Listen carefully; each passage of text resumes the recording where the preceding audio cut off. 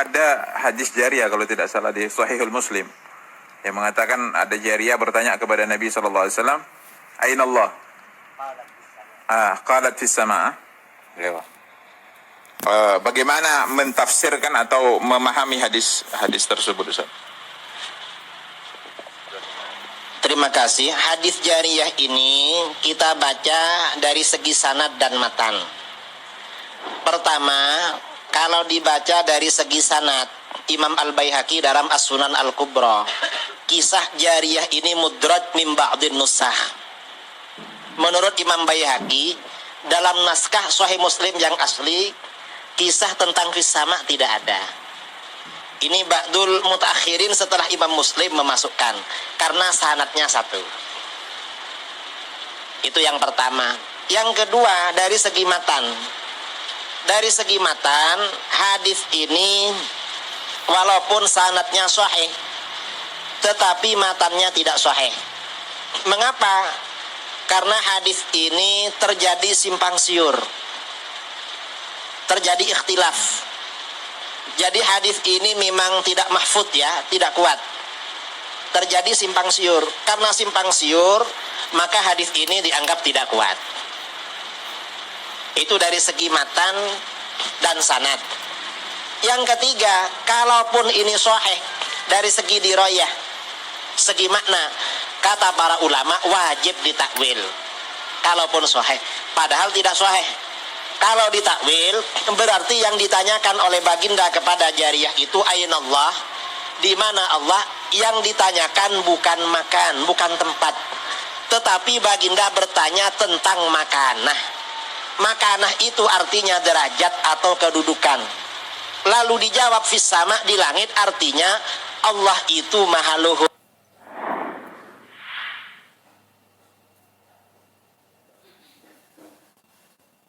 Cuman datang orang-orang belakangan. Nah ini orang-orang belakangan ini, ya, ahli-ahli syubhat ini. Nah, ini salah satunya ini. Ini transkrip dari sebagian ucapan manusia lancang di internet. Ada yang tanya tentang hadits jariyah ini kepadanya. Dia katakan hadits jariyah ini kita baca dari segi sanad dan matan. Masya Allah, bahasanya itu bahasa-bahasa meyakinkan. Seakan-akan ahli hadits nomor 1. Ya. Pertama, kalau dibaca dari segi sanad, Imam Al-Baihaqi dalam As-Sunanul Kubra, kisah jariyah ini mudraj min ba'din nusakh. Ya. Menurut Imam Al-Baihaqi dalam naskah Sahih Muslim yang asli, kisah tentang Fis-Sama itu tidak ada katanya. Ini ba'dul mutaakhirin saja setelah Imam Muslim yang memasukkan, karena sanadnya satu. Baik. Jadi perhatikan ya. Jadi Imam Al-Baihaqi memberi hukum di dalam kitab As-Sunanul Kubra. Pertama ingat dulu kitab Sunanul Kubra.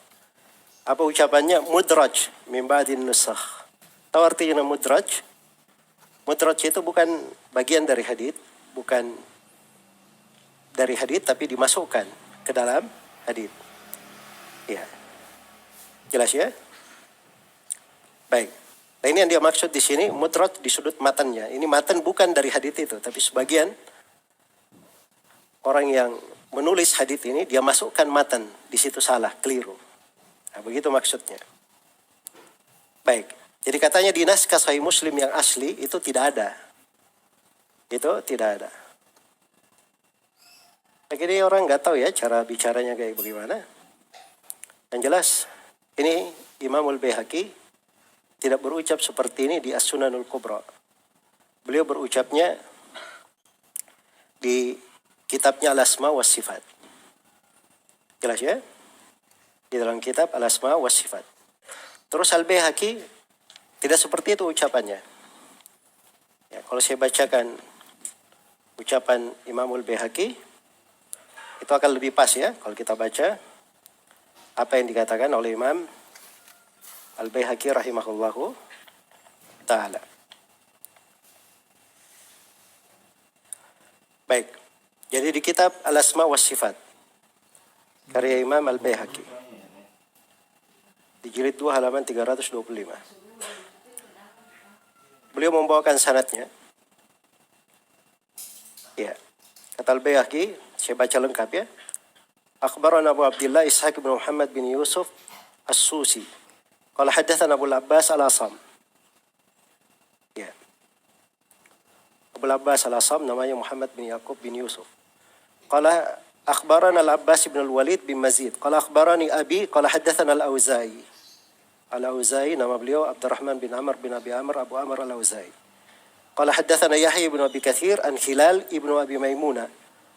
Qala haddatsani Atha ibn Yasar. Qala haddatsani Muawiyah ibn Al-Hakam As-Sulami. Nah, sampai sini sudah sama ya dengan sanad Imam Muslim. Qala qultu li Rasulillah sallallahu alaihi wasallam fadzakara al-hadits bitulihi. Kata Muawiyah bin Hakam, saya berkata kepada Rasulullah lalu dia sebutkan hadits dengan panjang. Qala thumma ittala'tu gunaimatan tar'aha jariyatul li kibala Uhudin wal Jawaniyah. Kemudian saya melihat ke sekelompok kambing yang digembalakan oleh budak perempuanku di arah Uhud dan Jawaniyah. Fawajadtu dhi'ba qad asaba minha syatan wa ana rajulun min bani Adam asafu kama ya'safun fasaqaqtuha saqah fasaqaqtuha saqqah thumma saraftu ila Rasulillah sallallahu alaihi wasallam fa akhbartuhu fa'adhama dhalika alayya. Ya, bisa jadi baca fa'adhama dhalika alayya. Qala faqultu ya Rasulullah afala u'tikuha? Qala bala i'tini biha. Qala faji'tu biha Rasulullah sallallahu alaihi wasallam faqala laha aina Allah? Nah, di sini ada enggak pertanyaan aina Allah? Mendengar ya? Maka Nabi berkata kepadanya, aina Allah, di mana Allah? Qalat Allahu fis sama. Maka budak perempuan menjawab, Allah di langit. Qala man ana? Nabi bertanya lagi, siapa saya? Faqalat anta Rasulullah. Maka budak perempuan ini menjawab, engkau adalah Rasulullah. Qala innaha mu'minah fa'atikha. Maka Nabi berkata, sungguhnya dia adalah seorang perempuan mukminah, maka merdekakanlah dia. Kemudian kata Al-Baihaqi, wa akhbarana Abu Bakar bin Fawraq, qala akhbarana Abdullah bin Ja'far, qala hadatsana Yusuf ibn Habib, Yunus bin Habib, qala akhbarana Abu Dawud At-Tayalisi, qala hadatsana Harb ibn Shaddad wa Aban ibn Yazid an Yahya ibn Abi Katsir an Hilal ibn Abi Maimunah an Atha ibn Yasarin an Muawiyah ibn Hakam As-Sulami fadzakarahu bima'na. Kemudian kata Al-Baihaqi apa? Wa hadza sahihun.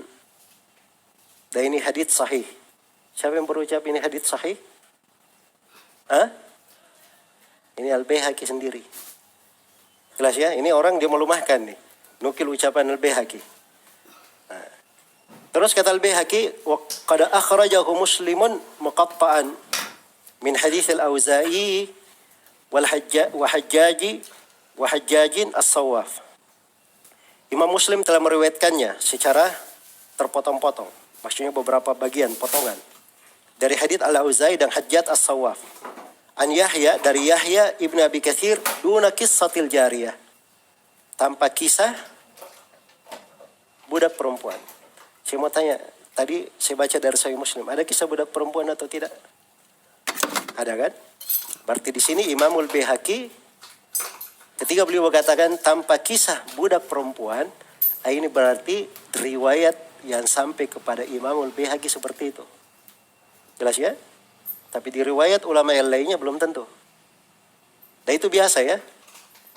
Dan memang bagi orang yang membaca buku-buku Imamul Baihaqi, kadang beliau sebut sebagian dari hadits, beliau katakan ini tidak ada di Sahih Muslim, padahal ada di Sahih Muslim. Atau sebaliknya.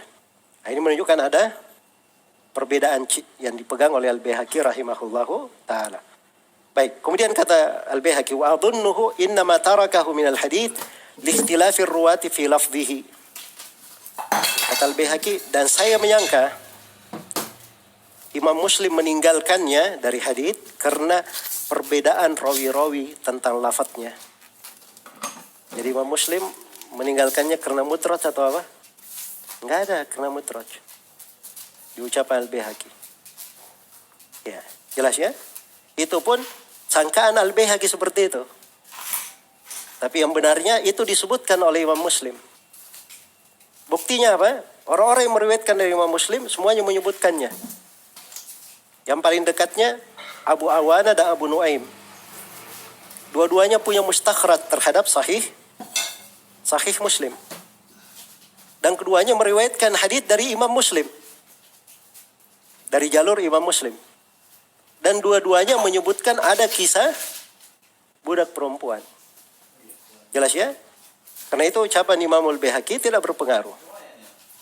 Ya. Tapi intinya bahwa Al-Baihaqi mensahihkan hadis. Bersamaan dengan itu Al-Baihaqi sendiri dia sebutkan kisah budak perempuan ini dan beliau katakan ini hadisnya sahih. Ya. Jelas ya? Tiba-tiba kawan kita ini datang. Masya Allah ya. Seenaknya saja berbicara. Ya ini katanya dari segi sanad ini. Baik. Terus dari segi matan bagaimana? Yang kedua dari segi matan. Katanya hadis ini walaupun sahih, tetapi matannya tidak sahih. Mengapa? Wah ini Masya Allah ya. Jadi sanadnya sahih, tetapi matannya apa? Tidak sahih. Baik. Ya, dari sudut kaidah ilmu hadis boleh saja seperti itu. Tapi harus disebutkan apa alasannya. Nah, kita lihat apa alasannya. Mengapa katanya? Karena hadis ini terjadi simpan siur. Ya. Terjadi ikhtilaf. Dan hadis ini memang tidak mahfud. Tidak mahfud ya, tidak kuat. Ya, tidak mahfud, tidak kuat. Sudah 4 ya.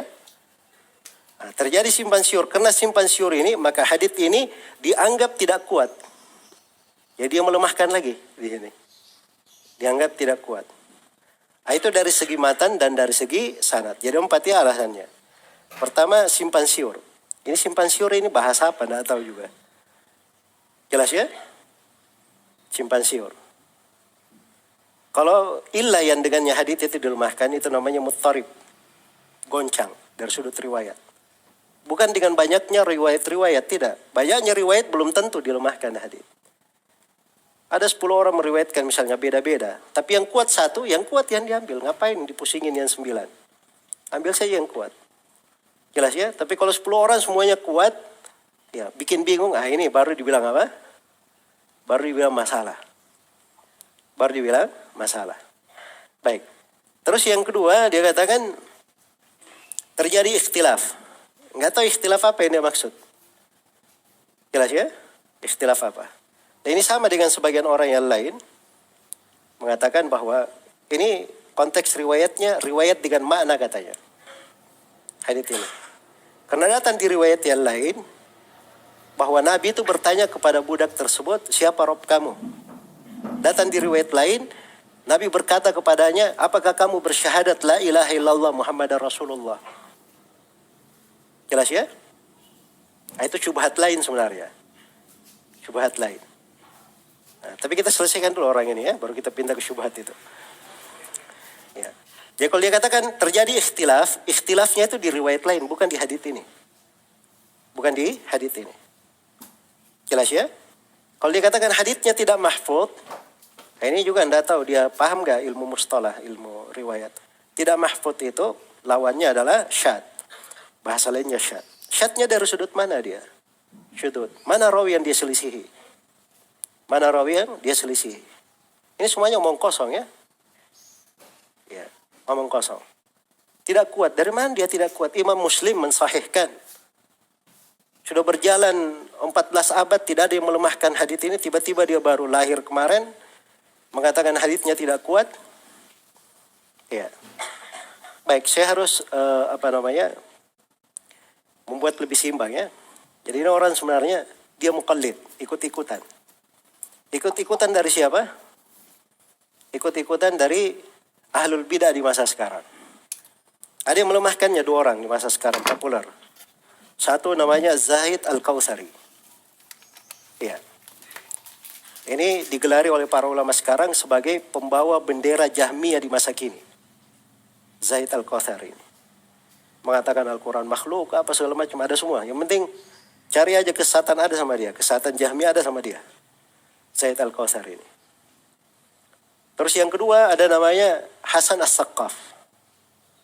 Nah, ini juga dari ahlul bidah di masa sekarang yang paling gemar melemahkan hadits-hadits seperti ini. Jelas ya?